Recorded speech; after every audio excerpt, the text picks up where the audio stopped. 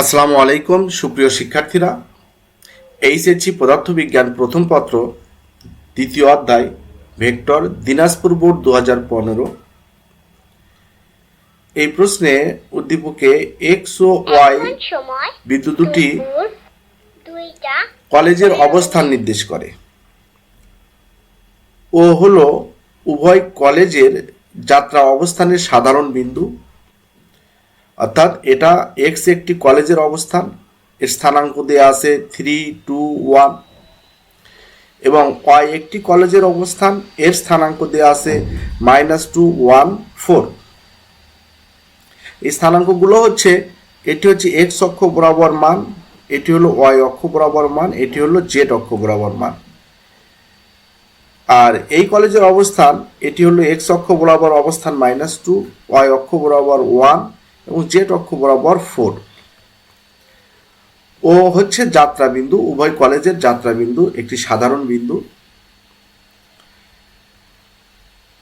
এখানে ক নং আছে তাৎক্ষণিক ত্বরণ কাকে বলে, খ নং আছে ওপরের দিকে নিক্ষিপ্ত বস্তুর গতিবেগ হ্রাস পায় কেন, ব্যাখ্যা করো। তো এই ক ও খ প্রশ্নের উত্তর আমি ডেসক্রিপশনে দিয়ে দিব।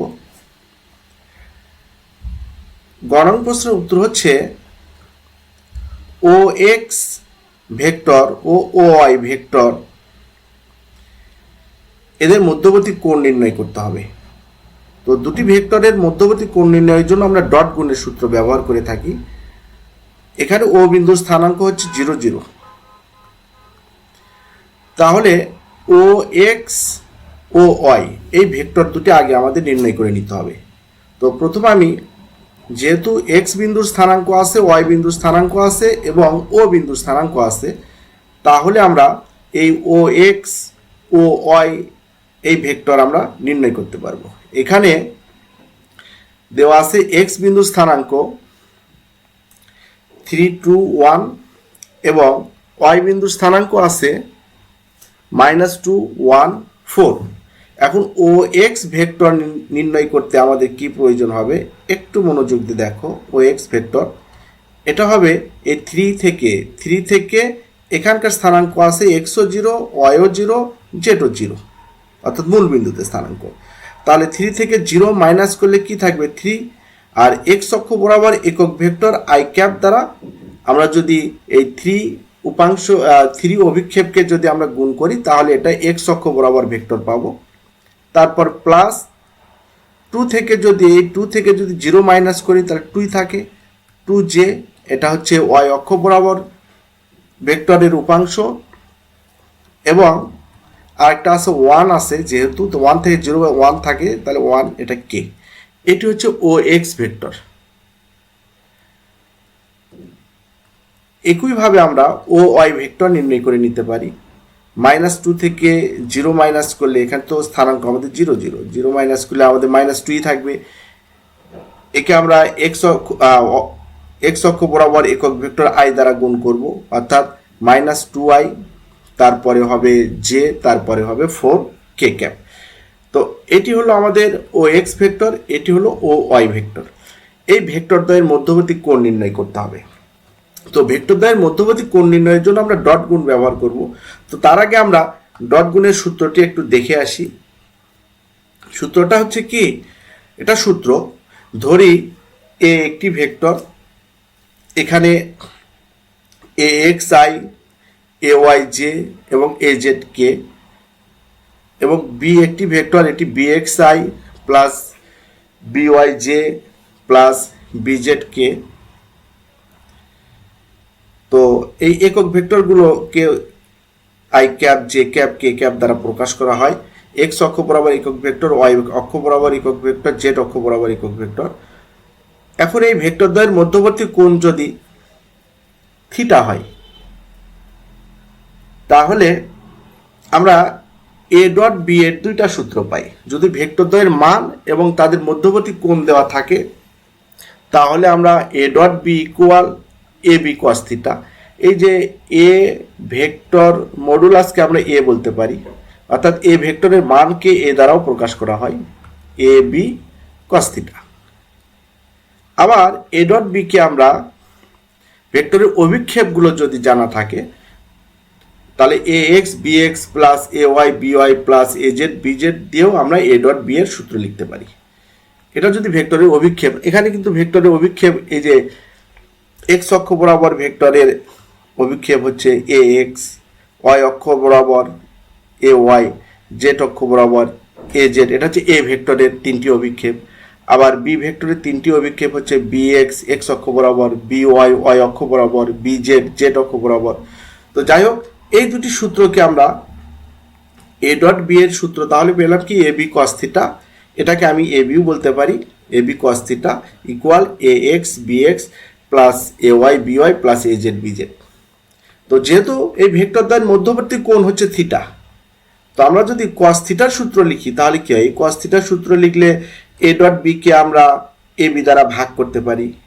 আবার কস থিটার সূত্র লিখলে এই যে A x B x plus A Y B Y কেও কিন্তু আমরা কস থিটার সাথে যেটা গুণ আকার আছে সেটার দ্বারা ভাগ করতে পারি। তাহলে কস থিটার সূত্র আমরা পাই A dot B vector by ভেক্টরের মান, ভেক্টর দ্বয়ের মানের গুণফল। আবার ভেক্টরের অভিক্ষেপগুলো জানা থাকলে যে A x B x plus A Y B Y plus A Z B z by ভেক্টরের মান। তো আমরা এই সূত্র দ্বারা অর্থাৎ cos theta equal A dot B এটা দ্বারাও করতে পারি, এটা দ্বারাও করতে পারি দুটি ভেক্টরের মধ্যবর্তী কোণ। আমাদের এখানে আমরা এটা দ্বারাও করতে পারবো, এটা দ্বারাও করতে পারবো। তো এর আগে ভেক্টর দ্বয়ের মান আমাদের জানা দরকার। ও এক্স ভেক্টর আমরা এখানে মানটা সূত্রের এখানেই আমরা নির্ণয় করে নিব।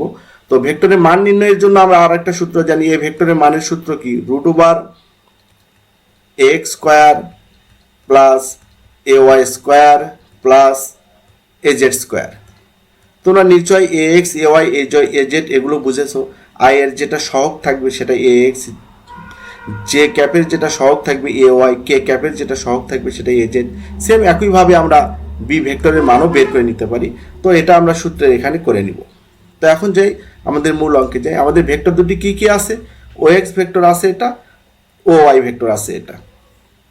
তো আমরা সূত্র কি শিখলাম, ভেক্টর দ্বয়ের মধ্যবর্তী কোণ নির্ণয়ের জন্য cos থিটার সূত্র ভেক্টর দ্বয়ের ডট গুণ বাই ভেক্টর দ্বয়ের মানের গুণফল। cos থিটা ইকুয়াল ভেক্টর দ্বয়ের ডট গুণ বাই ভেক্টর দ্বয়ের মানের গুণফল। তো ভেক্টর দ্বয়ের আমরা ও এক্স ভেক্টর কি পাইছি এখানে লিখে দিই, 3i cap plus 2j cap plus k cap dot minus 2i cap plus j cap plus 4k cap. এখন এই যে ও এক্স আমাদের কি ছিল, ও এক্স আমাদের ভেক্টর ছিল কি, ও এক্স ভেক্টর ছিল 3i plus 2j plus k। তো এখন এই যে ভেক্টর ও এক্স ভেক্টরের মান এটা, তাহলে ও এক্স ভেক্টরের মান বের করার নিয়ম হচ্ছে 3 স্কোয়ার বর্গমূল 3 square plus 2 square plus 1 square. এই যে একইভাবে ও ওয়াই ভেক্টরের মান আমরা বের করে নিছি, ও ওয়াই ভেক্টরের মান। এখন এই যে ও এক্স এবং ও ওয়াই ভেক্টর দ্বয় ডট গুণ করলে আমরা ডট গুণ করলে এটাকে কি পাই, এ এক্স বি এক্স এরকম সূত্র পাই plus A Y B Y plus A Z B Z. তাহলে এখানে এ এক্স এর মান আছে 3, বি এক্স এর মান আছে -2, গুণ করলে -6 হবে। আবার এ ওয়াই এর মান আছে হচ্ছে, এটা এ ওয়াই এর মান 2, এখানে বি ওয়াই এখানে আছে 1, 2 1 গুণ করলে হবে 2, তারপরে এখানে আছে 1 আর এখানে আছে +4, এটা গুণ করলে হবে 4। আর এখানে আমাদের 3 স্কোয়ার 4 স্কোয়ার প্লাস 1 স্কোয়ার, এটা হবে 9 4 13 14। আর এখানে হবে -2 এর উপর স্কোয়ার 4 1 আর এখানে হচ্ছে 16 4 5 21। তাহলে আমরা এখানে কি পাচ্ছি, cos theta equal -6 +2 +4 by √14 into √21। তাহলে এখানে দেখো +2 আর 4, তাহলে +6 আর -6 কেটে দেওয়া যায়, তাহলে cos থিটা এর মান 0। তাহলে cos ইনভার্স ইকুয়াল কি হবে, আমি এটা ভেঙেও দিতে পারো, 0 হলে তো এটা 0ই হয়ে যায়। তো যাই হোক এটা আমাদের পুরোটা, জিরোকে আমরা যেটা দ্বারা ভাগ করবো জিরো হয়ে যাবে। তো √14 আর √21 হয় 7√6, তাহলে এই 7√6 দিয়ে জিরোকে ভাগ করলে জিরো হয়ে যাবে। cos 0 ডিগ্রির মান হচ্ছে 90 ডিগ্রি, অর্থাৎ ভেক্টর দ্বয়ের মধ্যবর্তী কোণ হলো 90 ডিগ্রি। অতএব ভেক্টর দ্বয়ের মধ্যবর্তী কোণ 90 ডিগ্রি। এর পরের প্রশ্নটি হলো OX ও Y এর তলের উপর লম্ব একক ভেক্টর এবং OY ও X এর তলের উপর, অর্থাৎ দুইটা লম্ব একক ভেক্টর নির্ণয় করতে হবে। একটি হচ্ছে OX ও Y এর তলের উপর, আবার OY ও X এর তলের উপর, এই দুটা লম্ব একক ভেক্টর বের করতে হবে। তো প্রথম আমি দেখে আসি যে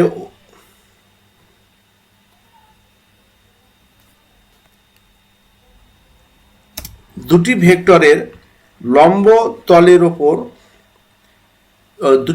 তলের উপর লম্ব একক ভেক্টরের সূত্র হলো, যেমন এখানে OX ও Y এর তলের উপর লম্ব একক ভেক্টর এর সূত্র হচ্ছে ভেক্টর দ্বয়ের ক্রস গুণফলকে প্লাস মাইনাস ভেক্টর দ্বয়ের ক্রস গুণফলকে ওই ক্রস গুণফলের মান দ্বারা ভাগ করতে হবে। তার মানে আমাদের যদি OX ও Y এর তলের উপর লম্ব একক ভেক্টর নির্ণয় করতে চাই, তাহলে প্রথমে আমাদের কি করে নিতে হবে, ভেক্টর দ্বয়ের ক্রস গুণফল করতে হবে এবং সেই ক্রস গুণফলের মান দ্বারা তাকে ভাগ করতে হবে। তো আমরা যে কোনো ভেক্টরের মান নির্ণয়ের সূত্র আমরা নিশ্চয়ই শিখে ফেলছি। এটা হচ্ছে ax², যাদের বেসিক জিনিসটা জানা নেই তারা বেসিকটা জেনে নিবে, কারণ সৃজনশীল বোঝার জন্য এগুলো জানা দরকার। ax² plus bx² plus ax² plus ay², এ একটি ভেক্টর হলে তার মানের সূত্র হচ্ছে বর্গমূল ax² plus ay² plus az²। তো যাই হোক, আমরা আগে এই ভেক্টর ক্রস গুণ বের করে নিই, তারপর আমরা মানটা এখানে নির্ণয় করে দেব। তো আমাদের ভেক্টর দ্বয় কি কি দেওয়া আছে, এখানে OX হচ্ছে vector 3i plus 2j plus k, এবং OY ভেক্টর আছে -2i plus j plus 4k। এখন এই ভেক্টর দ্বয়ের ক্রস গুণফল OX ক্রস OY। তো আমরা ক্রস গুণফলটা কিভাবে করি, আমরা প্রথমে i j এবং k নিব এবং প্রথম ভেক্টরের সহগগুলো এখানে দিব 3, 2, 1, আর দ্বিতীয় ভেক্টরের এই যে আমাদের উপাংশগুলো যেগুলো দেওয়া আছে এগুলো দিয়ে দিব, উপাংশ এগুলো -2, 1, 4।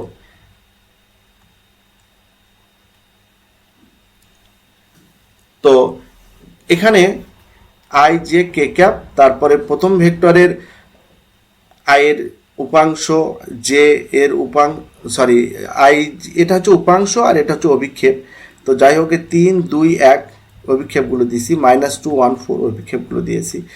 তো এটা গুণ করার নিয়ম, প্রথম আমরা যদি i কে নিই প্লাস i কে নিই, তাহলে এই কলাম এই সারি, এই কলাম এই সারি, এটা বাদ, আর গুণ হবে হচ্ছে 2 দ্বারা 4 কে গুণ, সূত্রের -1 দ্বারা 1 কে গুণ, তাহলে হবে 8 - 1। আবার যদি j নিই তাহলে এই কলাম বাদ এই সারি বাদ, 3 দ্বারা 4 কে গুণ করলে হয় 12, মাইনাস এখানে সূত্রের একটা মাইনাস আর এই মাইনাস প্লাস হয়ে গেল, প্লাস 2 আর 1 গুণ করলে এখানে 1।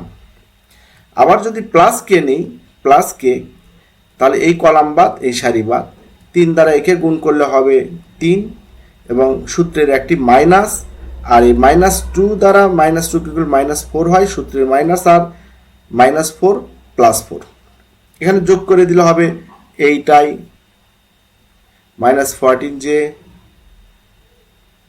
Plus 7k। এটি হলো OX ক্রস OY ভেক্টর, অর্থাৎ OX OY ভেক্টরের ক্রস গুণ ভেক্টর। এই ভেক্টরকে এখন কি করতে হবে, ভেক্টরের মান দ্বারা ক্রস গুণফলের যে ভেক্টরটি বের হলো সেই ভেক্টরকে এই ভেক্টরের মান দ্বারা ভাগ করতে হবে। আমরা জানি কোনো ভেক্টরকে ওই ভেক্টরের মান দ্বারা যদি আমরা গুণ করি তাহলে একক ভেক্টর বের হয়। তাহলে প্লাস মাইনাস আমাদের এই ক্রস গুণফলের যে ভেক্টরটা বের হলো 7i cap minus 14j cap plus 7k cap. আর এর মান হবে এই যে আমাদের এটাকে যদি আমরা এ এক্স মনে করি, এটাকে যদি আমরা এ ওয়াই মনে করি, এটাকে যদি আমরা এ জেড মনে করি, তাহলে কোনো ভেক্টরের মান নির্ণয়ের সূত্র হচ্ছে বর্গমূল A x square plus A y square plus A z square. তো যেহেতু এই ভেক্টরে এগুলো মান দেওয়া হচ্ছে 7 মাইনাস 14 7, এগুলো বর্গের সমষ্টির বর্গমূলই হচ্ছে এই ভেক্টরের মান। তাহলে উক্ত ভেক্টরকে ভেক্টরের মান দ্বারা গুণ করার ফলে আমরা ও এক্স ও ওয়াই এর তলের উপর লম্ব একক ভেক্টর পেয়ে গেলাম। সেম একইভাবে আমাদের ও ওয়াই ও এক্স এর তলের উপর লম্ব একক ভেক্টর বের করতে পারবো। সেটার জন্য আমাদের কি করতে হবে, আমাদের ও ওয়াই এবং ও এক্স এর ক্রস গুণ করতে হবে। এটা ছিল হচ্ছে ও এক্স ও ওয়াই এর ওপর ও এর তলের ওপর লম্ব একক ভেক্টর, আর আরেকটা বের করতে হবে ও ওয়াই ও এক্স এর তলের ওপর লম্ব একক ভেক্টর বের করতে হবে। তো সেম একইভাবে করব, শুধু ক্রস গুণ করব আমরা ও ওয়াই ক্রস ও এক্স ও ওয়াই ভেক্টর ক্রস ও এক্স ভেক্টর।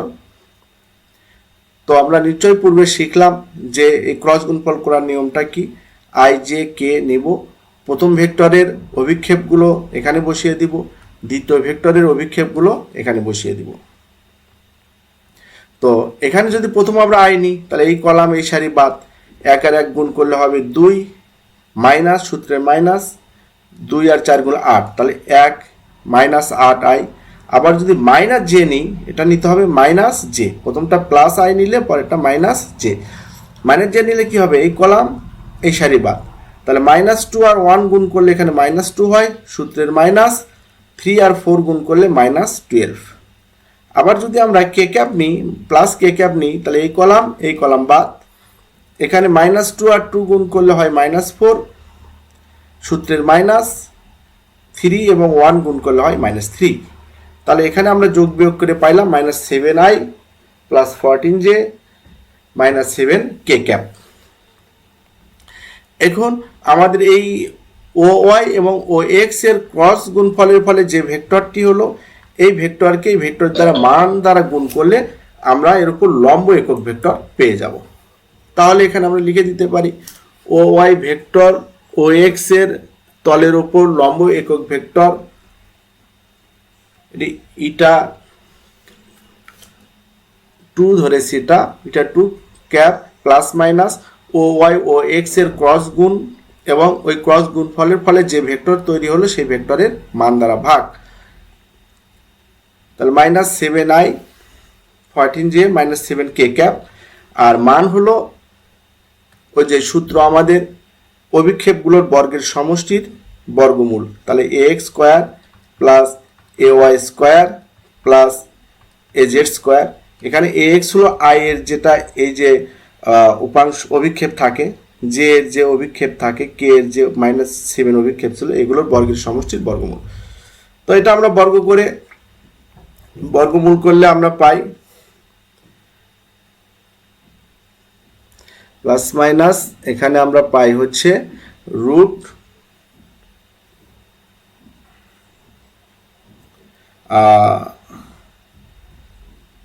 294। আর আমাদের এই যে এখানে যে মাইনাস ছিল, আমরা যদি এখানে মাইনাসটা কমন নিই, এখানে মাইনাসটা যদি কমন নিলে এই চিহ্নগুলো সব পরিবর্তন হয়ে গেছে। দেখো প্লাস এখানে মাইনাস হয়ে গেছে, এখানে মাইনাস কমন নেওয়ার কারণে, আর এই মাইনাসটা এখানে প্লাস হয়ে গেছে। আর ওই মাইনাস দ্বারা এই প্লাস মাইনাসকে গুণ করলে ওপরে মাইনাস হয়েছে, নিচে প্লাস, মাইনাস প্লাস। অতএব ও এক্স ও ওয়াই এর তলের উপর লম্ব একক ভেক্টর এবং ও ওয়াই ও এক্স এর তলের উপর লম্ব একক ভেক্টর একই হবে, তবে বিপরীত, কারণ মান একই, উভয় আমাদের এটাও বের হয়েছে যা, আবার এখানেও আমাদের সেটাই বের হয়েছে, কিন্তু এটা প্রথম প্লাস তারপর মাইনাস, আর পরেরটা প্রথম মাইনাস পরে প্লাস। এই কারণে এদের লম্ব একক ভেক্টর একই হবে, তবে দিক বিপরীত হবে।